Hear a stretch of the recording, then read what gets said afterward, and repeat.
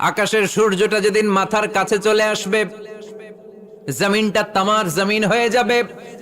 সূর্যের তাপে মাথার মগজগুলো ভাতের মাড়ের মতো গলে গলে নাকের ছিদ্র কানের ছিদ্র দিয়ে টপ টপ করে বেয়ে বেয়ে নিচে পড়বে। নেতা তার কর্মীরা চিনবে না, কর্মী নেতারে চিনবে না, ঠিক কিনা? পীর সাহেব মুরিদরে চিনবে না, মুরিদ পীর সাহেবরে চিনবে না। স্বামী তার স্ত্রীরে চিনবে না, স্ত্রী তার স্বামীরে চিনবে না। নবী থেকে শুরু করে, অলি থেকে শুরু করে, শহীদ থেকে শুরু করে সবার মুখে একটাই জিকির, ইয়া নফসি ইয়া নফসি ইয়া নফসি। আকাশের সূর্যটা যেদিন মাথার কাছে চলে আসবে, জমিনটা তামার জমিন হয়ে যাবে। সূর্যের তাপে মাথার মগজগুলো ভাতের মাড়ের মতো গলে গলে নাকের ছিদ্র কানের ছিদ্র দিয়ে টপ টপ করে বেয়ে বেয়ে নিচে পড়বে। ওই কঠিন দিনে কেউ কাউরে চিনবে না। বিষ্ণু বললেন, ওই দোয়াটা আমি দুনিয়ায় করি নাই। আমি বদরের যুদ্ধে মার খেয়েছি, উহুদের যুদ্ধে দাঁত ভেঙেছি, আমি না খেয়ে পেটে পাথর বেঁধেছি। আমি যদি ওই দিন দোয়া করতাম, আল্লাহ দোয়া কবুল করে নিত, জান্নাতি খাবার দিয়ে দিত, আমার মায়ের খাওয়া লাগতো না, তায়েফে আমার রক্ত ঝরতো না, দোয়া করলেই কবুল। কিন্তু ওই দোয়াটা আমি দুনিয়ায় করি নাই। ওই দোয়াটা আমার জন্য, আপনার জন্য, আমাদের জন্য বিশ্বনবী জমা রেখে দিয়েছে। এজন্য বিশ্বনবীর চিন্তা আর আমাদের চিন্তা এক চিন্তা না, বিশ্বনবীর পুরা উম্মতের চিন্তা। কিয়ামত পর্যন্ত যত মানুষ আসবে সবাই আমার উম্মত, না জানি তাদের নসিবে কি হয়ে যায়। এই চিন্তার বোঝা বিশ্বনবীকে কাবু করে ফেলেছিল। আল্লাহ বললেন, নবী নো টেনশন, কোনো টেনশন নাই। আপনার এই চিন্তার বোঝাকে আপনার পিঠ থেকে আমি আল্লাহ নিজ দায়িত্বে সরিয়ে নিলাম। এজন্য আল্লাহ বললেন, আলাম নাশরাহ লাকা সাদরাকা ওয়া ওয়াদা'না আনকা বিজরাক আল্লাযী আনকাদা যাহরাক। যেই চিন্তার বোঝা আপনাকে কষ্ট দেয়, যেই চিন্তার বোঝা আপনারে পেরেশান করে তোলে, আপনার পিঠ থেকে ওই চিন্তার বোঝা নবী আমি সরিয়ে নিলাম। কি দিয়ে সরিয়ে নিল? কোরআনের আলো দিয়ে। আওয়াজ করে বলতে হবে, কি দিয়ে? বিশ্বনবী মক্কায় দেখতেন মূর্তির পূজা হয়, আল্লাহর ঘরের ভিতরে 360টা মূর্তির পূজা। বিশ্বনবী দেখতে পেলেন দুর্বলের উপরে সবলের অত্যাচার। বিশ্বনবী দেখতে পেলেন নারীদেরকে অত্যাচার করা হয়। কন্যা সন্তান হলে বাবা তার মেয়েটাকে নিয়ে জঙ্গলের ভেতরে ঢুকে কিংবা মরুভূমির ভেতরে যে জীবিত দাফন করে দেয়। ওয়া ইযাল মাউউদাতু সুইলাত ওয়াদুল বানাত। বিশ্বনবী এগুলো দেখতেন চারপাশে।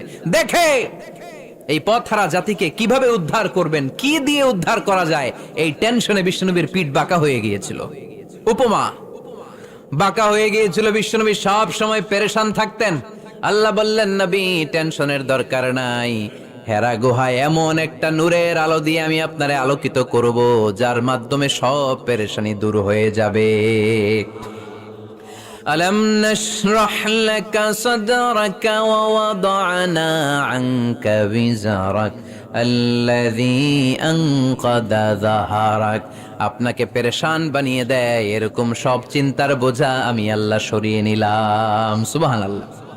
দুইটা নেয়ামত শুনলাম, এবার 3 নম্বর নেয়ামত আল্লাহ বললেন, ওয়া রাফা'না লাকা যিকরাক। এটা মুখস্থ করতে হবে আজকে, আমার সাথে সাথে পড়েন, ওয়া রাফা'না লাকা যিকরাক। সবাই বলেন নাই, পড়েন, ওয়া রাফা'না লাকা যিকরাক ওয়া রাফা'না লাকা যিকরাক। নবী হে, আপনার সম্মানকে আমি আকাশচুম্বী করেছি। I have dignified your status high and high, the highest peak. আপনার মর্যাদা উঠাতে উঠাতে আকাশ বাতাস ছাপিয়ে, সাতাকাশ কাঁপিয়ে আরশের উপরে নিয়ে গিয়েছি। আপনার মর্যাদা আমার পরপরই, স্রষ্টার পরে পুরো সৃষ্টিকুলের উপরে বিশ্বনবীর মর্যাদা আছে না নাই? এজন্য আল্লাহ বললেন, ওয়া রাফা'না লাকা যিকরাক। ও নবী, আপনার মর্যাদা সম্মান আমি আকাশচুম্বী করেছি। আপনার সুনাম, সুখ্যাতি, মান, মর্যাদা আমি গোটা বিশ্বে ছড়াইয়া দেব। এ আয়াত যখন নাজিল হলো, কাফেররা হাসতে শুরু করলো। কাফেররা বলে, মোহাম্মদ বেটা বলে কি, ও জানে বাঁচবে কিনা ওইটাই তো সন্দেহ। আমরা যেই ষড়যন্ত্র পাকাচ্ছি, ও জানে বাঁচবে কিনা সে এটাই সন্দেহ। তার নাম গোটা বিশ্বে ছড়াবে কি করে আমরা দেখে নেব। আল্লাহ বলেন, তোরা আমার নবীর সুনাম সুখ্যাতি ছড়ানোর ব্যাপারে বাধা তৈরি করবি, তোরা আমার নবীর ব্যাপারে অপপ্রচার চালাবি, তোদের অপপ্রচারকেই আমি আমার নবীর প্রচার মাধ্যম বানিয়ে দেব। তোরা করবি অপপ্রচার।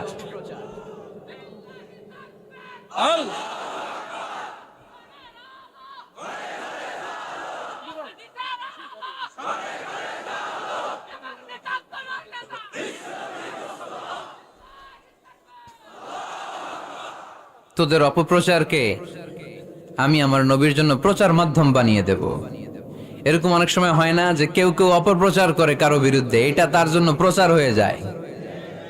কেউ অপপ্রচার চালায়, আল্লাহর মেহেরবানিতে ওইটা তার পাবলিসিটি হয়ে যায়।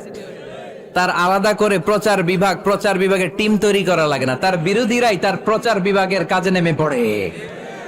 বিশ্বনবী বললেন তোরা, আল্লাহ বললেন তোরা আমার নবীর সুনাম সুখ্যাতিকে থামাবি, তোদের মাধ্যমে আমি বিশ্বনবীর সুনাম সুখ্যাতি গোটা বিশ্বে বুলন্দ করে দেব। আবু জাহেল ঘোষণা দিল, খবরদার, হজের মৌসুম, হাজী সাহেবরা গোটা বিশ্ব থেকে আসবে, আমার দলের কর্মীরা তোরা যেটা করবি সেটা হচ্ছে হাজীদের কাছে যে বলবি মক্কায় নতুন এক পাগল আসছে, নতুন এক জাদুকর আসছে, নাম মোহাম্মদ। নাউজুবিল্লাহ পড়বেন না? খবরদার হাজী সাহেবেরা, এই পাগলের কাছে যেও না। সব হাজিরা গোটা বিশ্ব থেকে এসে মক্কার মিনা প্রান্তরে তাঁবুর ভিতরে ঢুকেছে, আর আবু জাহেলের টিম মেম্বাররা সব তাঁবুর ভিতরে উকি মাইরা কয়, খবরদার, নতুন পাগল আইছে। সবাই কয় নাম কি? কয় মোহাম্মদ। নতুন পাগল এসেছে, নাম মোহাম্মদ। নতুন জাদুকর এসেছে, তার নাম মোহাম্মদ। খবরদার, তার কাছে যেও না, তার কথা শোনো না, শুনলে তোমরাও পাগল হয়ে যাবা, তোমরাও পাগল হয়ে যাবা। সে এত বড় জাদুকর, মুহাম্মদ সাল্লাল্লাহু আলাইহি ওয়াসাল্লাম এত বড় জাদুকর, তার জাদু দেখলে, তার কথা শুনলে হাজবেন্ড ওয়াইফের মধ্যে সম্পর্ক বিচ্ছিন্ন হয়ে যায়। সে এত বড় জাদুকর, তার কথা শুনলে বাবা আর ছেলের সম্পর্ক ছিন্ন হয়ে যায়। সে এত বড় জাদুকর, তার কথা শুনলে বন্ধু বন্ধু আলাদা হয়ে যায়। খবরদার হাজী সাহেবরা, তোমরা হজ করতে এসেছো, করো, জমজমের পানি খাও আর খেজুর নিয়ে যাবা বাড়িতে, কিন্তু মুহাম্মদ সাল্লাল্লাহু আলাইহি ওয়াসাল্লামের কাছে যাওয়া যাবে না। আচ্ছা, আপনারা বুঝে শুনে উত্তর দেন। এই যে লক্ষ লক্ষ হাজী মিনার তাবুতে বসা, আর আবু জাহেলের লোকটা যে বললো নতুন জাদুকরের নাম মোহাম্মদ, তার কাছে যেও না, এই লক্ষ লক্ষ হাজিরা এর আগে জীবনেও মুহাম্মদ সাল্লাল্লাহু আলাইহি ওয়াসাল্লামের নাম শুনছে? তার মানে মুহাম্মদ সাল্লাল্লাহু আলাইহি ওয়াসাল্লামের নাম তাদের কানে পৌঁছে দেওয়ার দায়িত্ব আবু জাহেল নিজেই নিয়ে নিয়েছে। চিল্লায় এখন ঠিক কি না? অপপ্রচার প্রচার হয়ে গিয়েছে। আর সবাই মনে মনে ভাবে, কয় কি, এত বড় জাদুকর, হজ করি আর না করি, এর না দেখা যাওয়া যাবে না। হজ তাড়াতাড়ি কোন রকম সাইরা এই জাদুকরের কাছে আগে যাব, দেখি কেমন জাদু দেখায়, দেখি কত বড় ম্যাজিশিয়ান, দেখি তো কত বড় পাগলের। কারণ আল ইনসানু হারিসুন আলা মা মুনিআ, মানুষকে যেটা নিষেধ করা হয় বেশি, মানুষ এটা করতে চায়। যদি বলি ওদিকে যাবি না, ওর বাপের কিরা ওদিকে যাবে ও, ঠিক কি না? এটা আমাদের স্বভাব, আমাদের খাসলা, আমাদের বৈশিষ্ট্য। যেটা আমাদেরকে নিষেধ করা হয় বেশি, ওটা করতে মন চায়। সব হাজিরা মনে মনে ভাবলো আমরা যাব যাব, তোরা যতই বলিস না কেন যাব যাব, হজের পরে অবশ্যই যাব। দেখা গেল হজের পরে বিশ্বনবী মুহাম্মদুর রাসূলুল্লাহ সাল্লাল্লাহু আলাইহি ওয়াসাল্লামের বাড়ির সামনে বিশাল বড় গ্যাদারিং শুরু হয়েছে। সবাই লাইন ধরে দেখা করতে গেছে। দেখা করতে যে বিশ্বনবীর চেহারা দেখে প্রথম নজরেই সব পাগল। চাঁদের চেয়ে সুন্দর তুমি নবী আমার কমলিহিওয়ালা, চাঁদের চেয়ে সুন্দর তুমি নবী আমার কমলিহিওয়ালা, দু জাহানের বাদশাহ তুমি প্যারা নবী সাল্লে আলা, দু জাহানের বাদশাহ তুমি প্যারা নবী সাল্লে আলা, চাঁদের চেয়ে সুন্দর তুমি নবী আমার কমলিহিওয়ালা। সুবহানাল্লাহ পড়েন। এত সুন্দর চেহারা, বিষ্ণু ঈসা ইসলামের চেহারার মতো এরকম চেহারার মানুষ পৃথিবীতে আছে? দ্বিতীয়টা, অনেকে বলে সাইয়েদনা ইউসুফ আলাইহিস সালামের চেহারা নাকি বেশি সুন্দর। সুন্দর ঠিক, কিন্তু আমার নবীর চাইতে বেশি নয়। বিষ্ণু বলতেন আনা মালিহুন ওয়া আখি ইউসুফু সাবিহুন, আমার ভাই ইউসুফ হচ্ছে সাবিহ, সাবিহ মানে সাদা সুন্দর ধবধবে, আর আমি হচ্ছে মালিহ, মালিহ মানে এসেছে মিলহুন থেকে, মিলহুন মানে লবণ, মানে লাবণ্যময় সুন্দর। আমার ভাই ইউসুফ নবী সাদা সুন্দর, আমি লাবণ্যময় সুন্দর। কোনটার দাম বেশি? লাবণ্যময় সুন্দরের দাম বেশি। সাইয়েদনা ইউসুফ আলাইহিস সালামের চেহারা দেখে মিশরের মেয়েরা লেবু কাটতে যে বা কমলা কাটতে যে আনার কাটতে কমলা কাটতে যে আঙ্গুল কেটে ফেলেছিল। কোরআন তার সাক্ষী। ওয়া কাত্তা'না আইদিয়াহুন। আম্মাজান আয়েশা রাদিয়াল্লাহু তাআলা আনহা যখন এই ঘটনা শুনেছেন, তিনি মিশরের মেয়েদেরকে ডাক দিয়ে বলেছেন, ও মিশরের মেয়েরা, তোমরা ইউসুফ নবীর সৌন্দর্য দেখে লেবু কাটতে যে আঙ্গুল কেটেছো, আমার স্বামী পেয়ারা নবী মুহাম্মদ রাসূলুল্লাহর চেহারা যদি তোমরা দেখতা, তাহলে লেবু কাটতে যে আঙ্গুল নয়, কলিজাটা কেটে টুকরা টুকরা করে দিতা।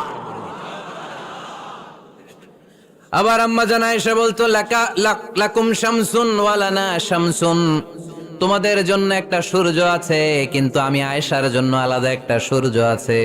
তোমাদের সূর্যটা প্রতিদিন সকালবেলা পূর্ব আকাশে উদিত হয়ে গোটা দুনিয়াটারে আলোকিত করে দেয়, আর আমার সূর্যটার নাম হলো মুহাম্মদ সাল্লাল্লাহু আলাইহি ওয়াসাল্লাম।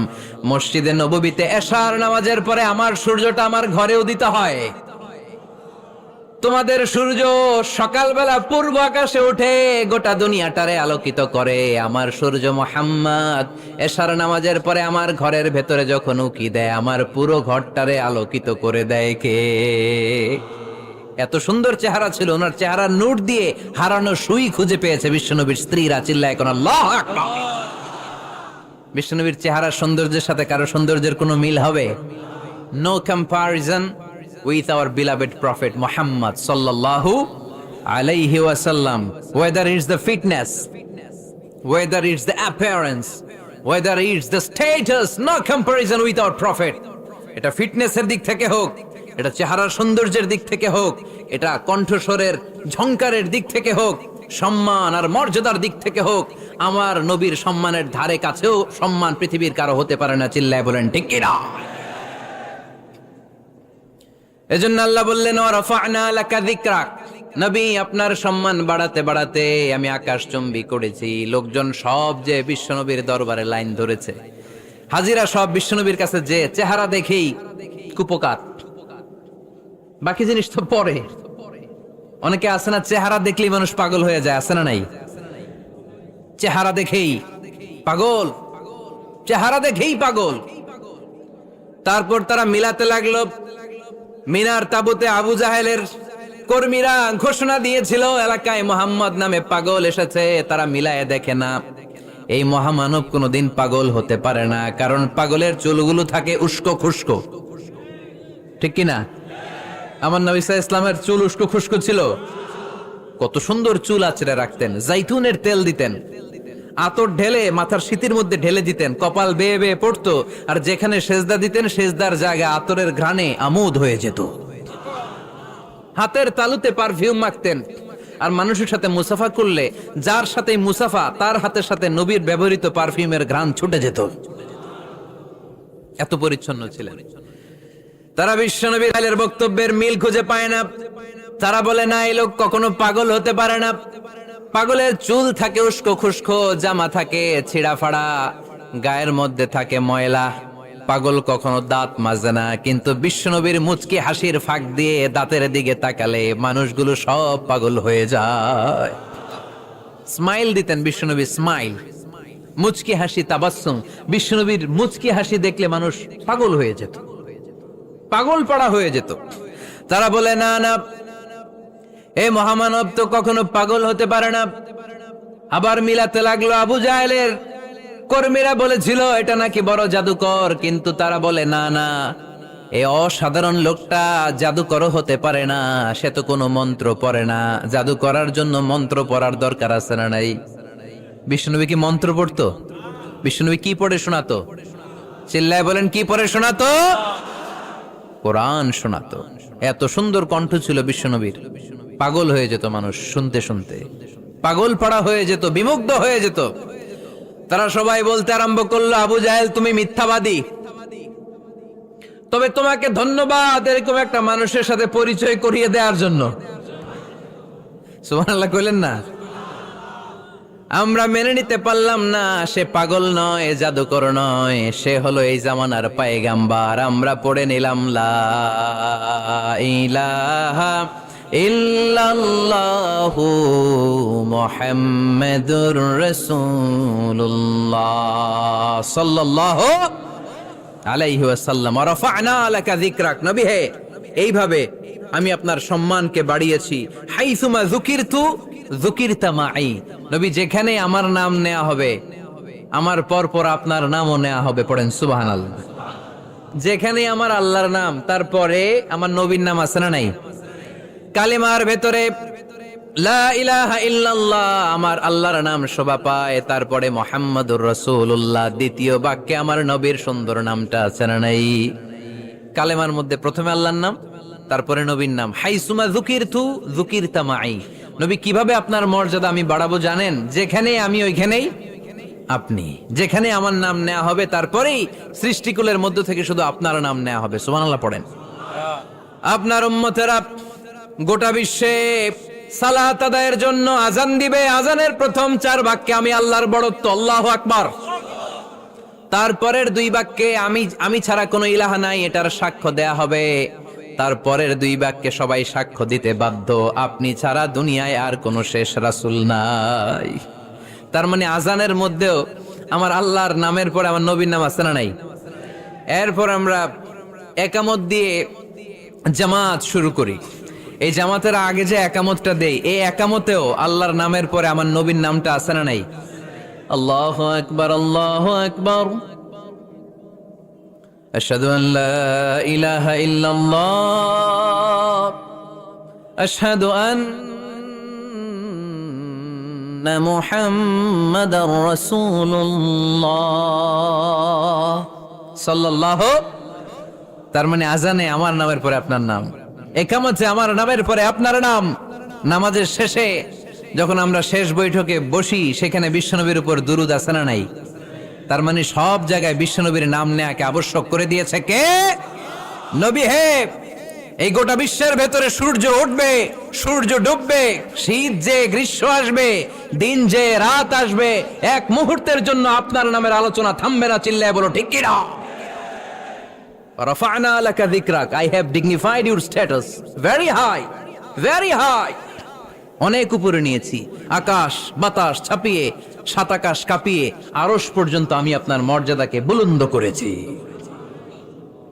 এই পৃথিবীতে যত আসমানি কিতাব এসেছিল সবগুলো আসমানি কিতাবে বিশ্বনবীর নাম উল্লেখ করেছে কে? তার মানে তাওরাতের ভেতরে বিশ্বনবীর নাম আছে না নাই? ইনজিলে, জাবুর, সুহুফে ইব্রাহিম, সুহুফে মূসা, আল্লাযী ইয়াজিদুনাহু মাকতুবান ইনদাহুম ফিত তাওরাতি ওয়াল ইনজিল।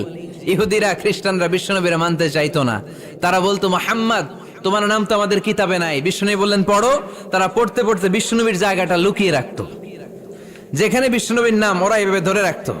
বিষ্ণু ইসা ইসলাম এক সাহাবাকে বললেন, আমি তো ওদের ভাষা বুঝি না, তুমি ওদের ভাষা বুঝে দেখো কোন জায়গায় চোরামিটা করে।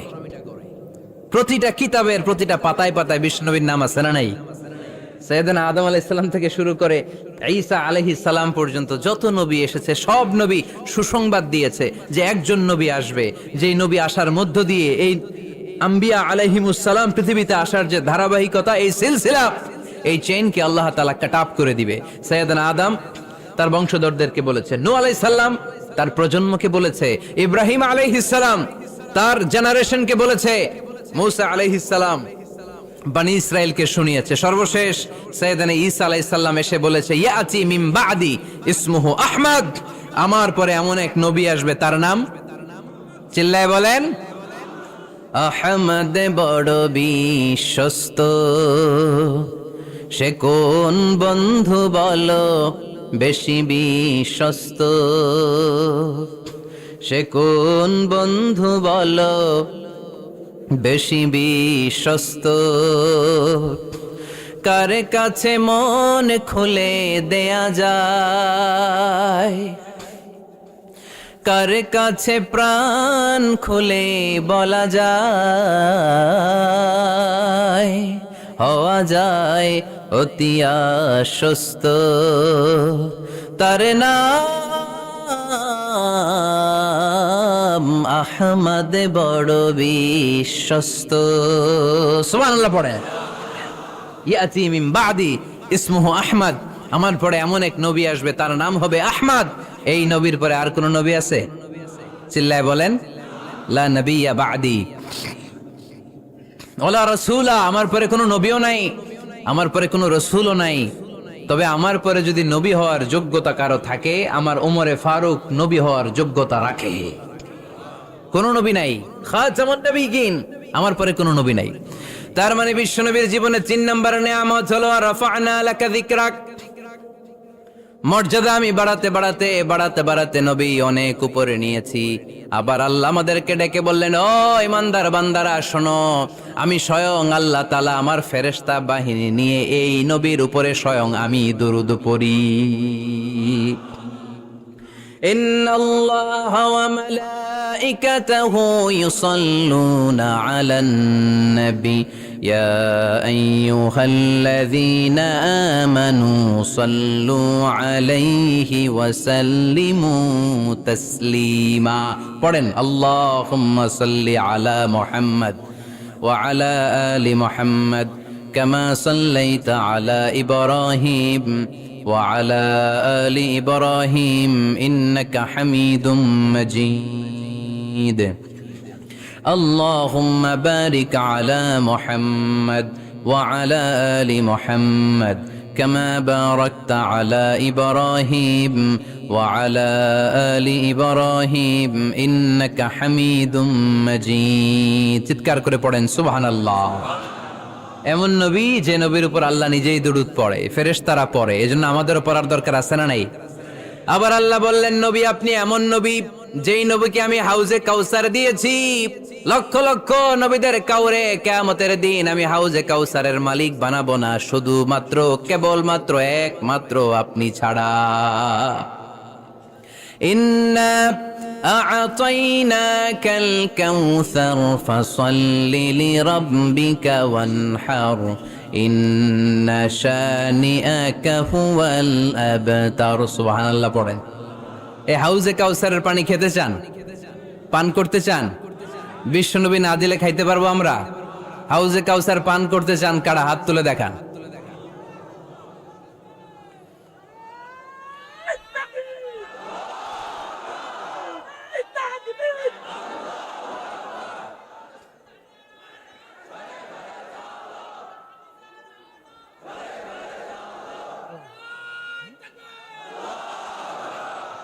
আহলা মিনাল আসাল, হাউজে কাউসারের পানি মধুর চেয়েও মিষ্টি।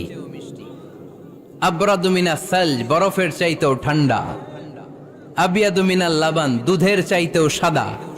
মান শারিবা মিনহা শারবাতান লাম ইয়াজমা আবাদা, এক ঢোক হাউজে কাউসারের পানি যে খাবে চিরকালের জন্য তার গলার তৃষ্ণা মিটে যাবে। ওই হাউজে কাউসার বিশ্বনবীকে দিয়ে বিশ্বনবীর মর্যাদা বাড়িয়েছে কে? আবার আল্লাহ বললেন, নবী পৃথিবীর অনেক নবীকে আমি নৈতিক বিজয় দান করেছি, কিন্তু সবাইকে আমি রাজনৈতিক বিজয় দান করি নাই। আপনাকে আমি এমন নবী করে দুনিয়ার বুকে পাঠিয়েছি, আপনাকে আমি নৈতিক বিজয় দান করেছি, পাশাপাশি রাজনৈতিক বিজয়ও দান করেছি। সুবহানাল্লাহ পড়েন। বিশ্বনবী একাধারে যেমনি মসজিদে নববীর ইমাম ছিলেন, পাশাপাশি মদিনার রাষ্ট্রের প্রেসিডেন্ট ছিলেন, ঠিক কিনা? তার মানে ইমাম বা নেতা এমন হওয়া দরকার যে নামাজও পড়াতে পারে, আবার সমাজও শাসন করতে পারে, ঠিক কিনা? এমন নেতার দরকার আছে না নাই? এজন্য বিশ্বনবী বললেন, রব্বি আদখিলনি মুদখালা সিদকিন ওয়া আখরিজনি মুখরাজা সিদকিন ওয়াজআলনি মিন লাদুনকা সুলতানান নাসীরা। ও আল্লাহ, আপনি আমারে সত্যতার সাথে মক্কায় রাখেন, বের করলেও সত্যতার সাথে বের করেন, আর আপনি আমাকে বিজয়ী শক্তি দান করেন। বিজয়ী শক্তি, রাজনৈতিক শক্তি বিশ্বনবী আল্লাহ তাআলার কাছ থেকে দোয়া করে চেয়ে নিয়েছেন। চিল্লায় বলেন ঠিক কিনা? রাজনৈতিক শক্তির দরকার আছে না নাই? দরকার আছে? তা আস্তে করে বললেন কেন? রাজনৈতিক শক্তি থাকার দরকার আছে না নাই? দেখেন, বাংলাদেশ সৃষ্টি হয়েছে কত সালে বলেন? কত সাল? বাংলাদেশের বার্থডে কবে? 1971-এ। এই 71 সালের পর থেকে আমাদের বাংলাদেশে সুদ আছে না নাই? কিন্তু সুদের বিরুদ্ধে ওয়াজ আছে না নাই? আলেম ওলামারা আজীবন সুদের বিরুদ্ধে ওয়াজ করছে। আমরা ওয়াজ আগে করতাম, এখন করতেছি, সামনেও করব, মাগার সুদ মরবে না। এর কারণ যেটা আইন করে প্রণয়ন করা হয় ওইটা ওয়াজ করে মারা যায় না, ওইটারে আইন করে নষ্ট করতে হয়। চিল্লায় বলেন ঠিক কিনা? আমি সারা জীবন সুদের বিরুদ্ধে ওয়াজ করলে সুদ যাবে না, কিন্তু দেশনেত্রী মাননীয় প্রধানমন্ত্রী যদি কালকে ঘোষণা দেয় বাংলাদেশের কোনো ব্যাংকে ব্যাংকিং ফিনান্সিয়াল ট্রানজাকশনে কোনো সুদ চলবে না, তার পরের দিন থেকে বাংলাদেশে কোনো সুদ থাকবে না, চিল্লায় বলেন ঠিক কিনা? এজন্য সাইয়েদনা ওমর ফারুক বলতেন, ইন্নাল্লাহা লা ইয়াযাউ বিল কুরআন মা ইয়াযাউ বিস সুলতান। আল্লাহ মাঝে মাঝে ক্ষমতার মাধ্যমে এমন কিছু করে যেটা আল্লাহ কোরআনের মাধ্যমেও করে না, চিল্লায় বলেন ঠিক কিনা? কালকে যদি ঘোষণা হয়ে যায় 5 ওয়াক্ত নামাজ যদি না পড়া হয় 5 বেত। কয় বেত? চেয়ারম্যান না পড়লে চেয়ারম্যানের পিছনে 5 বেত, এমপি না পড়লে এমপির পিছনে 5 বেত। কথা বলেন?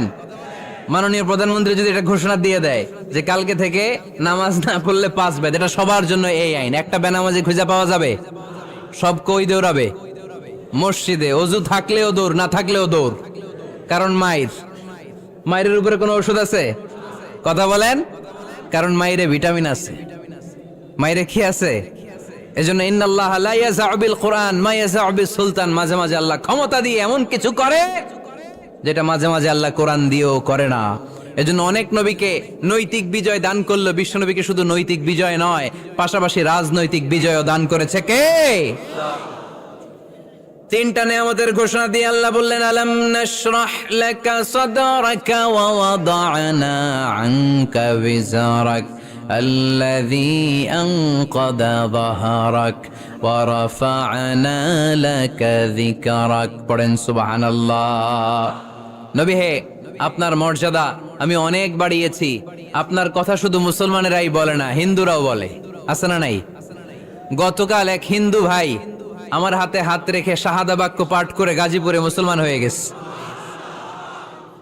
বিশ্বনবীর কথাগুলো যখন তারা শোনে, তারা নিজেদেরকে ধরে রাখতে পারে না। আপনারা মহাত্মা গান্ধীর নাম শুনেছেন? তিনি ভারতের অবিসংবাদিত নেতা। বিশ্বনবীর ব্যাপারে কমেন্ট করেছেন যে এরকম নেতা পৃথিবীতে আর দ্বিতীয়টা কখনো হবে না। মহাত্মা গান্ধী কি মুসলমান না হিন্দু? গোটা বিশ্বের খ্রিস্টানরা বিশ্বনবীকে নিয়ে এখন মাতোয়ারা। মাইকেল এইচ হার্ট খ্রিস্টান, একটা বই লিখে গোটা বিশ্ব কাঁপিয়েছেন, দি 100 ranking of the most influential people and person in the world. পৃথিবী কাঁপানো 100 জন মনীষীর জীবনী নিয়ে একটা বই তিনি করেছেন। এই 100 জন মনীষীর জীবনীর মধ্যে যাকে নাম্বার 1 তিনি করেছেন, তিনি হচ্ছেন আমার নবী, আপনার নবী, পেয়ারা নবী, বিশ্বনবী মুহাম্মদুর রাসূলুল্লাহ সাল্লাল্লাহু আলাইহি ওয়াসাল্লামের। মাইকেল এইচ হার্ট কি মুসলমান? সে একজন খ্রিস্টান। তার মানে ওয়া রাফা'না লাকা যিকরাক, বিশ্বনবীর সম্মান শুধু আমাদের মুখ দিয়ে প্রচারিত হয় না, ইহুদি, খ্রিস্টান, বৌদ্ধদের মাধ্যমেও বিশ্বনবীর সম্মানকে বাড়িয়ে দিচ্ছে কে? I have studied him, the wonderful man, in my opinion far from being antichrist, and he must be called the savior of humanity. খ্রিস্টানরা বলছে আমরা এই মুহাম্মাদের জীবনী গবেষণা করে পড়েছি, তাকে খ্রিস্টান বিরোধী বলা তো দূরের কথা, তাকে মানবতার ত্রাণকর্তা বলতে হবে। তিনি গোটা বিশ্বের জন্য সুপারম্যান হয়ে পৃথিবীতে এসেছে। As a father, as a teacher, as a lawgiver, as a lawmaker, Muhammad is the superman of the world. স্বামী হিসেবে, পিতা হিসেবে, নেতা হিসেবে, নবী হিসেবে মুহাম্মদ ইসলাম সাধারণ কোনো মানুষ নয়, তিনি গোটা বিশ্বের জন্য সুপারম্যান হয়ে পৃথিবীতে আগমন করেছে। ওয়া রাফা'না লাকা যিকরাক। নবী, দুশ্চিন্তা করবেন না, টেনশন করবেন না, আমি আপনার সম্মানকে বাড়িয়ে দেব। এই 3টা নিয়ামতের বর্ণনা সূরা ইনশিরাহের ভেতরে বর্ণনা করলেন কে? এরপরে রাব্বুল আলামিন বিশ্বনবীকে নিয়ামতের বর্ণনার ঘটনা শুনিয়ে বিশ্বনবীকে সান্ত্বনা বাণী শোনাচ্ছেন আর পড়ছেন, ফা ইন্না মাআল উসরি ইউসরান ইন্না মাআল উসরি ইউসরা। নবী গো, নিশ্চয়ই কষ্টের পরে আছে আনন্দ, দুঃখের পরেই আছে সুখ। কোন সুবহানাল্লাহ। কষ্টের পরে আনন্দ, দুঃখের পরে। The struggle isn't permanent in our life. দুঃখ কষ্ট এটা আমাদের জীবনে পার্মানেন্ট না, এটা সাময়িক। আচ্ছা, আওয়াজ করে উত্তর দেন তো, 1 বছরে কয়দিন আপনাদের ফরিদপুরে? কয়দিন? 365 দিন। গত 365 দিনে না খেয়েছিলেন কয়দিন? 20 দিন, 30 দিন। তার মানে অল্প কিছুদিন না খেয়েছিলাম, সারা বছরই খেয়েছিলাম, ঠিক কিনা? আচ্ছা, তো 365 দিনে অসুস্থ ছিলেন কয়দিন? 4-5 দিন, কিংবা 20 দিন, কিংবা 1 মাস, কিংবা 56 দিন, কিংবা 65 দিন। তার মানে বাকি 300 দিন আরামে ছিলাম কি ছিলাম না? তার মানে আমাদের জীবনে দুঃখ বেশি না আনন্দ বেশি? সুখ বেশি না কষ্ট বেশি? এজন্য আল্লাহ বললেন, খবরদার, মুমিন কখনো হেরে যায় না। মুমিনের হারাবার কিছু নাই। মুমিনের জীবনে যদি আনন্দ আসে, মুমিন শুকরিয়া করে, শুকরিয়া করলে সওয়াব আছে না নাই? আর মুমিনের জীবনে যদি দুঃখ আসে, মুমিন সবর করে, ধৈর্য ধরে, ধৈর্যেও সওয়াব আছে না নাই? তাহলে আমাদের সব দিক দিয়েই চলা। আনন্দের দিনগুলাতে শুকরিয়া করব, আর দুঃখের দিনগুলাতে ধৈর্য ধরবো। দুইটার মধ্যে সওয়াব আছে না নাই? এজন্য বিশ্বনবী বললেন, আজাবান লি আমরিল মুমিন, মুমিনের বিষয়টা খুবই আশ্চর্যের। ফাইন আসাবাতহু সাররাউন শাকারা, মুমিন যদি আনন্দে থাকে সে শুকরিয়া করে, শুকরিয়া করলে লাভ আছে না নাই? ওয়াইন আসাবাতহু দাররাউন সাবারা, আর দুঃখে পড়লে সে সবর করে, ধৈর্য ধরে, ধৈর্য ধরলে সওয়াব আছে না নাই? তার মানে আমাদের হারাবার কিছু আছে। মাঝে মাঝে আল্লাহ আমাদেরকে দুঃখ কষ্ট দিয়ে পরীক্ষা করতে চান, এগুলো আমাদের জন্য খারাপ নয়। এই দুঃখ কষ্ট বিপদ আমাদের কোমরকে সোজা করে, আমাদের পায়ের মাটিকে শক্ত করে, চিল্লায় বলেন ঠিক কিনা?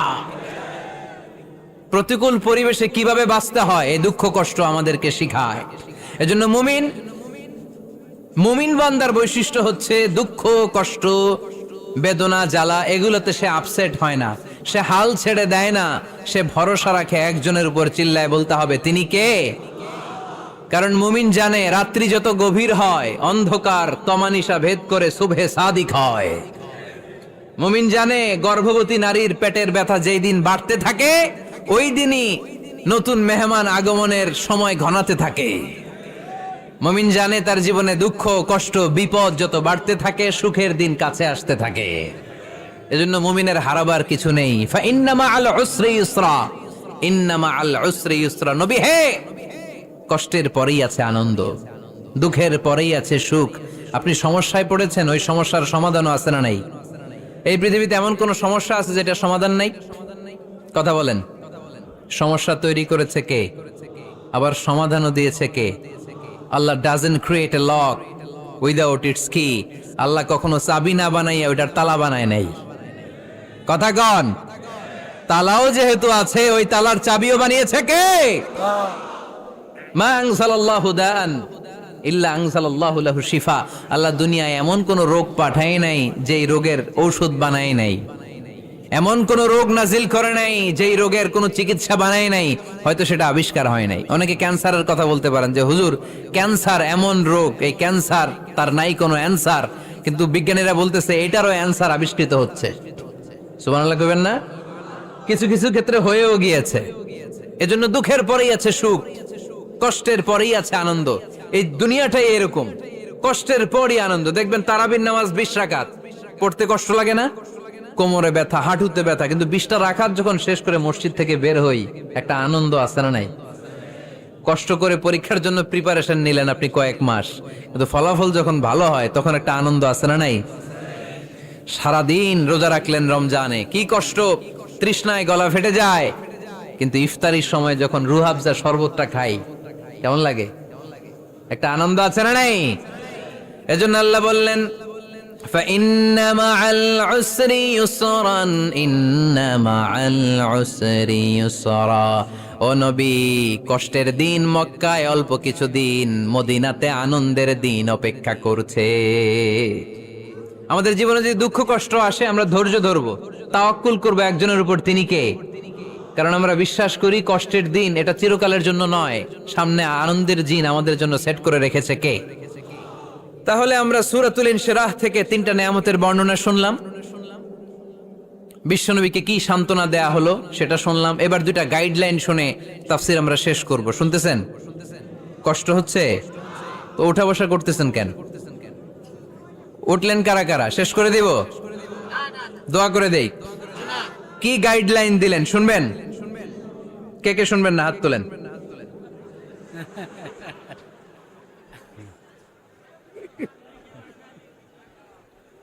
কষ্ট হইতেছে? গরম লাগতেছে না? আমিও ঘামতেছি আপনাদের সাথে সাথে। অনেক গ্যাদারিং হয়ে গেছে। আসেন আল্লাহর নামে 3টা তাকবীর দেই, তারপর কোন 2টা গাইডলাইন তিনি বিশ্বনবীকে দিলেন ওই নির্দেশনা বাণীটুকু শুনে আজকে আমরা বিদায় নেব। আওয়াজ করে পড়তে হবে লিল্লাহে তাকবীর, লিল্লাহে তাকবীর, লিল্লাহে তাকবীর। গাইডলাইন নাম্বার 1, ফাইদা ফারাগতা ফানসাব। নবী আপনি যখন অবসর হন আপনি ইবাদতে মশগুল হন। ফানসাব ফিল ইবাদা, তাফসীর ইবনে কাসিরে এসেছে আপনি ইবাদতে মশগুল হন যখন আপনি অবসর পান। অবসর আল্লাহর দেয়া বড় নেয়ামত, এটা বিশ্বাস করেন? অবসর কিন্তু নেয়ামত। আমরা অনেকেই অবসর সময়কে কাজে লাগাই না, কিন্তু অবসর চলে যাওয়ার পরে যখন ব্যস্ত হয়ে পড়ি তখন বলি হায় রে, অবসরটা যদি কাজে লাগাইতাম। পরীক্ষার পরে 3 মাস ছুটি ছিল, এই 3 মাস অবসরে যদি পড়তাম তাইলে তো আজকে ভার্সিটিতে চান্স পেয়ে যেতাম, ঠিক কিনা? এজন্য বিশ্বনবীর আল্লাহ বললেন, নবী فَإِذَا فَرَغْتَ فَانصَبْ وَإِلَى رَبِّكَ فَارْغَب। মাদানী জীবনে, মাক্কি জীবনে, দাওয়াতি কার্যক্রমের পরে, রাষ্ট্রীয় কার্যক্রমের পরে যখনই আপনি অবসর পাবেন তখনই আপনি ইবাদত করেন, তখনই বেশি বেশি আল্লাহর কাছে দোয়া করেন। দোয়াটা খুব শক্তিশালী, কিন্তু আমরা অনেকে জানি না কি করে দোয়া করতে হয়। সিনসিয়ার দোয়া ইজ লাইক এ মিসাইল। আপনারা প্রায় পত্রিকায় শুনবেন আমেরিকা অমুক দেশে মিসাইল হামলা করেছে, শুনছেন? মিসাইল হামলা এমন হামলা, কত সেন্টিমিটার বেগে যে কোন জায়গায় অ্যাটাক করবে, যেখানে মারার কথা ওখানে পড়বে।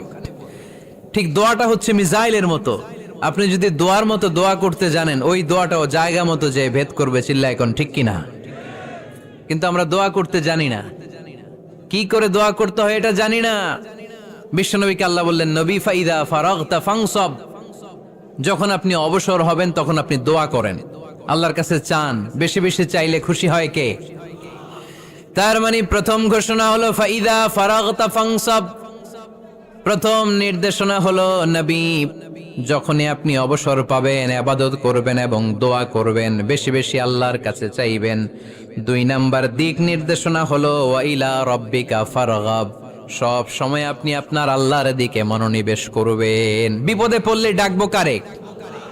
আমাদের অসুস্থতাকে সুস্থতায় পরিণত করে দিতে পারে কে? চাকরির জন্য পাগল পারা, চাকরি নাই, চাকরির ব্যবস্থা করে দিতে পারে কে?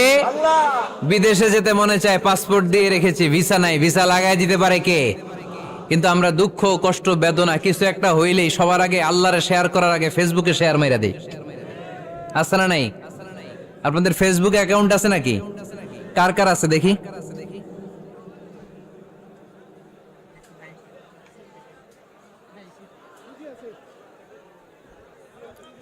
আছে আছে। এটার জন্য আমরা ভালো কাজে লাগাই, ঠিক কিনা? আপনি চাইলেই এমন ভাবে ফেসবুক ফ্রেন্ড লিস্ট করতে পারেন যারা ভালো ভালো জিনিস শেয়ার করে, যারা মোটিভেশনাল জিনিস শেয়ার করে, ইসলামের পক্ষে কথা বলে। আপনার এক একটা শেয়ারে অনেকের জীবন বেঁচে যেতে পারে, ঠিক কিনা? একজন মুমূর্ষ রোগীকে বাঁচাতে রক্তের প্রয়োজন, রক্তের গ্রুপ এ পজিটিভ। যারা রক্ত দান করতে আগ্রহী তারা এই নম্বরে যোগাযোগ করুন। ফেসবুকে মাঝে মাঝে এরকম নিউজ আসে না নাই? আপনি just you put down in share, শেয়ারের মধ্যে একটা পুট করে দিলেন, একটু শেয়ার মেরে দিলেন, ছড়িয়ে পড়লো হাজার হাজার ফেসবুক ফ্রেন্ডদের কাছে। তাদের অনেকে ব্লাড দিতে আগ্রহী, সে তাড়াতাড়ি যে সেখানে ব্লাড ডোনেট করে আসলো। আপনার একটা শেয়ারের কারণে বেঁচে গেল অনেকগুলো প্রাণ। চিল্লা এখন ঠিক কিনা? রক্তদানের মতো শ্রেষ্ঠ ইবাদত হতে পারে? আমরা মনে করি শুধু জিকিরি ইবাদত, আমরা মনে করি শুধু নামাজি ইবাদত। রক্তদান, এক ব্যাগ রক্ত থেকে অনেক মানুষকে বাঁচানো যায়। এর মধ্যে আছে হিমোগ্লোবিন, এর মধ্যে আছে প্লাটিলেট, আছে প্লাজমা। রক্তে একটা উপাদান আছে প্লাজমা, নাম শুনছেন? আগুনে পোড়া রোগীকে বাঁচাতে এই প্লাজমা লাগে। হসপিটালের বার্ন ইউনিটে যেয়ে দেখবেন মানুষ কিভাবে চিল্লায়। নুসরাত নামে একটা মেয়ে মারা গেল না? এক বদমাইশের কবলে পড়ে মারা গেল না? তাকে আগুন জ্বালিয়ে দেয়া হয়েছিল তার গায়ে, তার প্লাজমা গুলো জ্বলে গিয়েছিল। আগুনে পোড়া রোগীর যে কি কষ্ট, একটু দেখার জন্য হসপিটালের বার্ন ইউনিটে যাবেন, দেখবেন যে কি কষ্টে আছে তারা। এই প্লাজমা গুলোকে অনেক সেন্টিগ্রেড তাপমাত্রা নামিয়ে ঠান্ডা করে দেহে পুশ করা হয়। আপনার এক ব্যাগ রক্ত থেকে প্লাজমা আলাদা করা হবে, প্লেটলেটস আলাদা করা হবে, হিমোগ্লোবিন আলাদা করা হবে, শ্বেতকণিকা, লোহিত কণিকা আলাদা করে অনেকগুলো মানুষ বেঁচে যাবে। এজন্য ফেসবুক থাকাটা দোষের কিছু না, তবে ভালো কাজে আমরা ব্যবহার করব, ঠিক কিনা? আপনার ফেসবুক শেয়ারিং আপনার জান্নাতি বানাতে পারে। আর আপনার ফেসবুক শেয়ারিং আপনার জাহান্নামের লাকড়ি বানাতে পারে। চিল্লায় বলেন ঠিক কিনা? So the decision is yours. সিদ্ধান্ত আপনাকে নিতে হবে আপনি কিভাবে করবেন। যে কোনো বিপদে ওয়া ইলা রাব্বিকা ফারগাব, কোনো দিকে মনোনিবেশ না করে কার দিকে মনোনিবেশ করব? যে কোনো বিপদ আপদ ফেসবুকে শেয়ার করার আগে শেয়ার করব কার কাছে?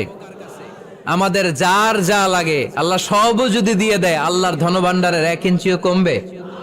হাদিসে কুদসিতে আল্লাহ বললেন, লাউ আন্না আউওয়ালাকুম ওয়া আখিরাকুম ওয়া ইনসাকুম ওয়া জিন্নাকুম, পৃথিবীর সব জিন, পৃথিবীর সব মানুষ বিশাল মরুভূমিতে দাঁড়িয়ে যদি আমার কাছে চাইতে শুরু করে, আল্লাহ এটা দাও, ওটা দাও, ওটা দাও, আমি আল্লাহ তোমাদের সব চাহিদাও যদি মিটিয়ে দেই, আমি আল্লাহর ধনভাণ্ডারের 1 ইঞ্চিও কমবে না। এজন্য চাইবো কার কাছে? বিপদে আপদে ভরসা করব কার কাছে? আর অবসরগুলোকে কাজে লাগানোর দরকার আছে না নাই? স্বাবলম্বী হওয়ার চেষ্টা করার দরকার আছে না নাই? ফা ইন্নামা আল উসরি ইউসরা, ইন্নামা আল উসরি ইউসরা। নবী হে, কষ্টের পরেই আছে সুখ, দুঃখের পরেই আছে আনন্দ। সব সময় মানুষের সময় একরকম কাটে না। এজন্য আমরা তাওয়াক্কুল করতে চাই একজনের উপর, তিনি কে? আল্লাহ আমাদের সবাইকে কথাগুলো বুঝে আরো আমল করার তৌফিক দান করুক। আমরা পড়ি আমিন।